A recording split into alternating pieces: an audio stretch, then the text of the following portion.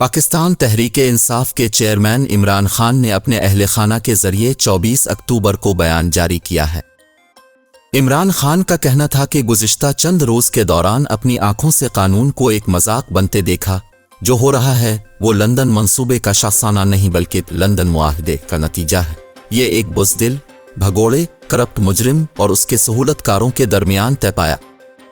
انہوں نے کہا کہ جو کچھ ہم دیکھ رہے ہیں وہ ہمارے نظام انصاف کا مکمل انہدام اور تباہی ہے۔ میرے خلاف مقدمات مکمل طور پر جعلی، من گھڑت اور سیاسی اہداف کے تحت قائم کیے گئے ہیں۔ یہ مقدمات اس لیے بنائے گئے تاکہ مجھے انتخابات کے بعد تک جیل میں رکھ سکیں۔ ان کا کہنا تھا کہ قوم میں بڑھتا شعور اور بند کمروں میں تیار کی جانے والی سازشوں کے خلاف مزاحمت انہیں خوفزدہ کرتی ہے۔ پی ٹی آئی چیئرمین کا کہنا تھا کہ فی الوقت جسمانی لحاظ سے میں ٹھیک ٹھاک ہوں۔ اگر میرے جسم پر کسی قسم کا اضافہ کمزوری طاری ہوتی تو مجھے احساس ہو جاتا۔ یہ پہلے ہی 2 مرتبہ میری جان لینے کی کوشش کر چکے ہیں۔ میں اپنا ملک چھوڑ کر جانے پر کبھی آمادہ نہیں ہوں گا۔ انہوں نے کہا کہ اس بات کا قوی امکان ہے یہ جیل میں میری جان لینے کی ایک اور کوشش کرے۔ یہ کوشش مجھے آہستہ آہستہ زہر دینے کی صورت میں بھی ہو سکتی ہے۔ ہماری جدوجہد اپنے فیصلہ کن مرحلے میں داخل ہو رہی ہے۔ آپ کو اپنے حقوق اور اپنے ملک کی آزادی کی لڑائی خود سے لڑنی پڑے گی۔ عمران خان کا کہنا تھا کہ وکلاء اور تنظیمی ذمہ داران کو ہدایات بھجوا دی ہیں ملک بھر میں کنونشنز منعقد کیے جائیں۔ جب بھی انتخابات کا موقع آئے اس کے لیے بھرپور انتخابی مہم چلائی جائے۔ خیال رہے کہ سابق وزیر اعظم عمران خان ان دنوں سائفر کیس میں جوڈیشل ریمانڈ پر ایڈلہ جیل میں قید ہیں۔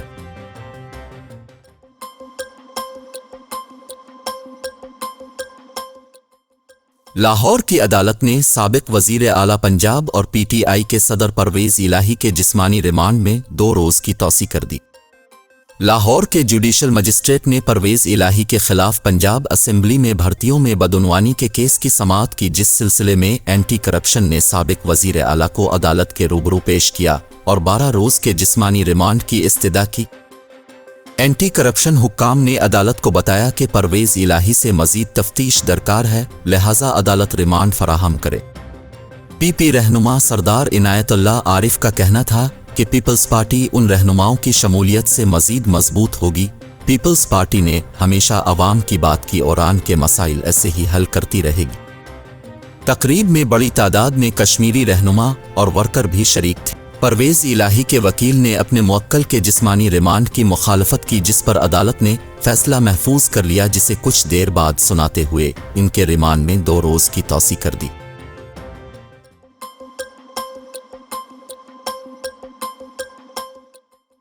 لاہور سے کراچی جانے والی خیبر میل ایکسپریس حادثے سے بچ گئی۔ ریلوے حکام کی جانب سے بتایا گیا ہے کہ خیبر میل ایکسپریس لاہور سے کراچی جا رہی تھی کہ جب ساہیوال پہنچی تو اس کی ایک بوگی کے پہیوں سے دھواں نکل رہا تھا۔ حکام کے مطابق چیکنگ میں پتہ چلا کہ خیبر میل کی ایک بوگی کے پہیے جام تھے۔ متاثرہ بوگی کو علیحدہ کر کے ٹرین کو کراچی کے لیے روانہ کر دیا گیا۔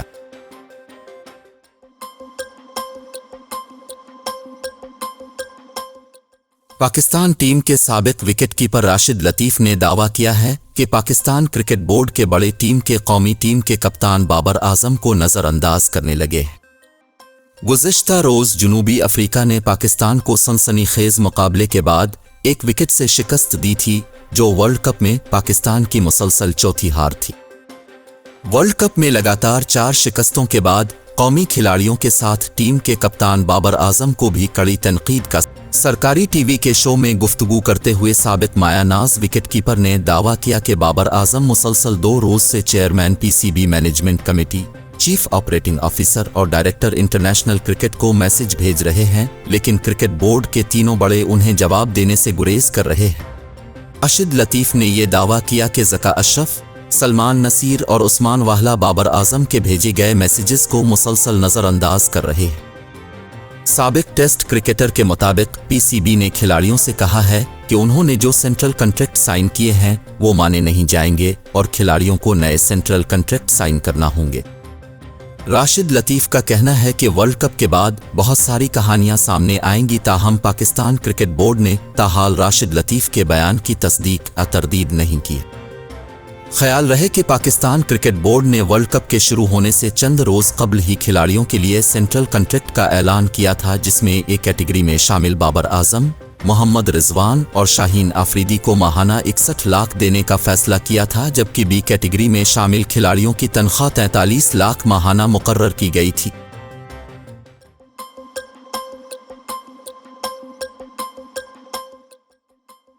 خیبر پختونخوا میں غیر قانونی مقیم غیر ملکیوں کا انخلا جاری ہے۔ سرکاری حکام کے مطابق رواں ماہ 33,555 افراد طورخم بارڈر سے واپس جا چکے ہیں۔ میڈیا نے سرکاری حکام کے حوالے سے بتایا ہے کہ مجموعی طور پر 2,772 خاندان واپس گئے ہیں۔ سرکاری حکام کا کہنا ہے کہ 8,309 مرد اور 5,457 خواتین واپس افغانستان گئے ہیں۔ غیر قانونی مقیم غیر ملکیوں کے حوالے سے سرکاری حکام کا کہنا ہے کہ واپس جانے والوں میں 19,789 بچے بھی شامل ہیں۔ واضح رہے کہ گزشتہ روز نگراں وزیر داخلہ سرفراز بگٹی کا کہنا تھا کہ افغان مہاجرین کے انخلا سے متعلق تاریخ میں توسیع نہیں ہوگی۔ غیر قانونی وغیر ملکی افراد کو ملک سے واپس بھیجنے کی تیاری مکمل کر لی گئی ہے۔ سرفراز بگٹی نے کہا تھا کہ انخلا سے متعلق جیو فیسنگ اور جیو میپنگ مکمل کر لی ہے، البتہ ریاست پاسپورٹ اور ویزا لے کر آنے والوں کی حوصلہ افزائی کر رہی ہے۔ اب لوگ ہمارے ملک ویزا لے کر آئیں گے۔ ان کا کہنا تھا کہ کسی بھی ملک میں ایسا نہیں ہوتا کہ یومیہ 12 سے 15,000 افراد بغیر سفری دستاویزات سفر کریں۔ ون ڈاکومنٹ رجیم کے تحت ہفتہ کو قلعہ عبداللہ میں پاسپورٹ آفس کا افتتاح کر رہے ہیں۔ اس کے علاوہ وزیر داخلہ نے کہا تھا کہ پاک ایران اور افغان بارڈر پر کاروبار کا اپنا ایک طریقہ کار ہے۔ ہم نے بلوچستان میں کاروبار نہیں بلکہ اسمگلنگ بند کی۔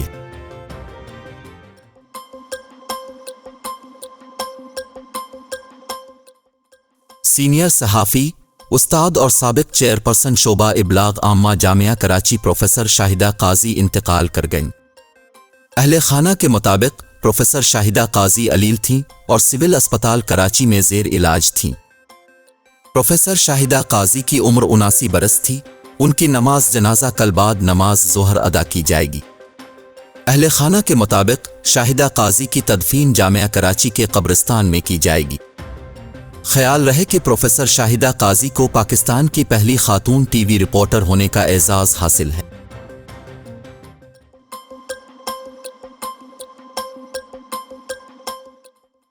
وفاقی دارالحکومت اسلام آباد میں اسرائیلی مظالم کے خلاف غزہ مارچ کے معاملے پر جماعت اسلامی اور مقامی انتظامیہ آمنے سامنے آ گئیں۔ جماعت اسلامی کے مطابق اسلام آباد کی ضلعی انتظامیہ نے مارچ کی اجازت دینے سے انکار کر دیا۔ ذرائع ضلعی انتظامیہ کا کہنا ہے کہ دفعہ 144 کی پابندی کے باوجود جماعت اسلامی نے مارچ اور احتجاج کی کال دی ہے، اس کی اجازت نہیں دی جا سکتی۔ اسلام آباد پولیس نے سرینا چوک سے جماعت اسلامی کے کارکنوں کو حراست میں لے لیا ہے۔ گرفتار افراد میں امیر جماعت اسلامی اسلام آباد نصر اللہ رندھاوا اور ترجمان عامر بلوچ بھی شامل ہیں۔ رہنما جماعت اسلامی میاں اسلم نے الزام عائد کیا کہ پولیس نے کیمپ اکھاڑ کر کارکنوں کو تشدد کا نشانہ بنایا۔ سری نگر ہائی وے پر جماعت اسلامی کے دھرنے کے بعد کارکنوں کی پولیس سے جھڑپیں ہوئیں۔ اسلام آباد پولیس نے جماعت اسلامی کے کارکنوں پر شیلنگ کی، جبکہ کارکنوں نے پولیس پر پتھراؤ کیا۔ پولیس کی شیلنگ کے بعد مظاہرین منتشر ہو گئے اور سری نگر ہائی وے ٹریفک کے لیے کھول دی گئی۔ ترجمان جماعت اسلامی کے مطابق جماعت اسلامی مظلوم فلسطینیوں سے اظہار یکجہتی کے لیے ہر صورت مارچ کرے گی۔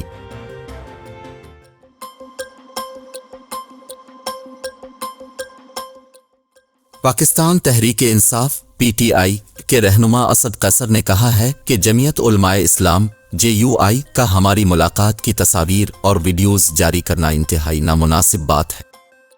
اپنے بیان میں اسد قیصر کا کہنا تھا کہ کسی کے گھر تعزیت کے لیے جانا پختون کلچر کی روایت ہے۔ مولانا فضل الرحمان کے گھر ان کی خوش دامن اور باجوڑ سانحے کی تعزیت کے لیے گئے تھے۔ انہوں نے کہا کہ JUI کا ہماری ملاقات کی تصاویر اور ویڈیوز جاری کرنا انتہائی نامناسب بات ہے۔ مولانا فضل الرحمان ہمارے سیاسی حریف ہیں اور ان کے ساتھ الیکشن میں بھرپور مقابلہ کریں گے۔ ان کا کہنا تھا کہ تحریک انصاف خیبر پختونخوا کی سب سے بڑی جماعت ہے، ہم اپنی پارٹی کے ایجنڈے، منشور اور نشان پر الیکشن لڑیں گے۔ نواز شریف سے متعلق اسد قیصر نے کہا کہ نواز شریف ڈیل کے بغیر کوئی کام نہیں کرتے، ان کو لایا گیا اور کیسز ختم کیے گئے، اس سے واضح ہے کہ ان کو وزیر اعظم بنانے کی تیاریاں کی جا رہی ہیں۔ ان کا مزید کہنا تھا کہ اگر اس طرح الیکشن ہوا تو یہ پاکستان کی تاریخ کا سب سے بڑا دھاندلی والا الیکشن ہوگا۔ خیال رہے کہ 2 روز قبل پی ٹی آئی وفد نے مولانا فضل الرحمان سے اسلام آباد میں ان کی رہائش گاہ پر ملاقات کی تھی۔ دونوں جماعتیں ملکی سیاست میں سخت حریف سمجھی جاتی ہیں۔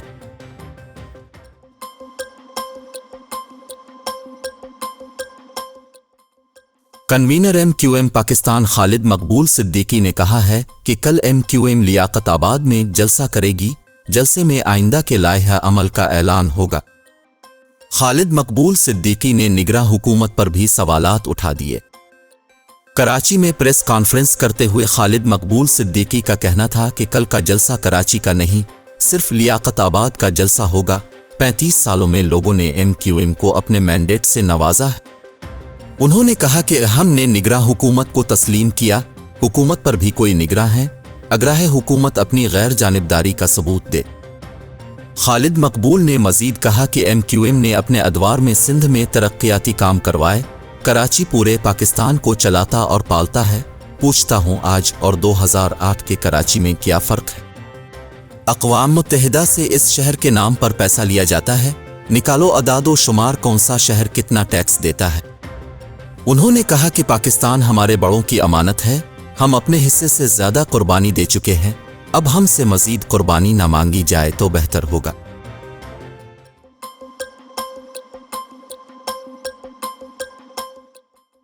Pakistan International Airline P I A اور Pakistan State Oil P S O A کے مابین معاملات طے پا گئے، جس کے بعد آئندہ چند روز میں ایندھن کی فراہمی بڑھنا شروع ہو جائے گی اور پروازوں کا شیڈول معمول پر آنا شروع ہو جائے گا۔ قومی ایئر لائن پی آئی اے کو اربوں روپے کے نقصان کے بعد معاملات طے پا گئے، پی ایس او اور پی آئی اے کے درمیان جاری رقم کی ادائیگی کا تنازع حل ہو گیا۔ ترجمان پی آئی اے کا کہنا ہے کہ آئندہ چند روز میں پی آئی اے کو ایندھن کی فراہمی بتدریج بڑھنا شروع ہو جائے گی۔ معاملات طے پانے کے لیے پی ایس او انتظامیہ نے بھرپور تعاون کیا۔ ایندھن کی قلت کے باعث متاثرہ پروازوں کا شیڈول جلد معمول پر آنا شروع ہو جائے گا۔ ترجمان پی آئی اے کے مطابق گزشتہ اتوار سے قبل از وقت ادائیگی کے فقدان اور تعطیل کے سبب کورونا کے بعد پہلی مرتبہ پی آئی اے کا فلائٹ اپریشن روز تک منجمد رہا۔ قومی ایئر لائن کی 17 روز میں مجموعی طور پر 500 سے زائد پروازیں منسوخ ہوئیں۔ اس دوران پی آئی اے کو 9 ارب روپے سے زائد کا نقصان برداشت کرنا پڑا۔ 2 سرکاری اداروں کے درمیان اس لڑائی میں نجی ایئر لائنز کمپنیز نے فائدہ اٹھاتے ہوئے اندرون و بیرون ملک پروازوں کے کرایوں میں من مانا اضافہ کر دیا، جس کا بوجھ عوام کو برداشت کرنا پڑا۔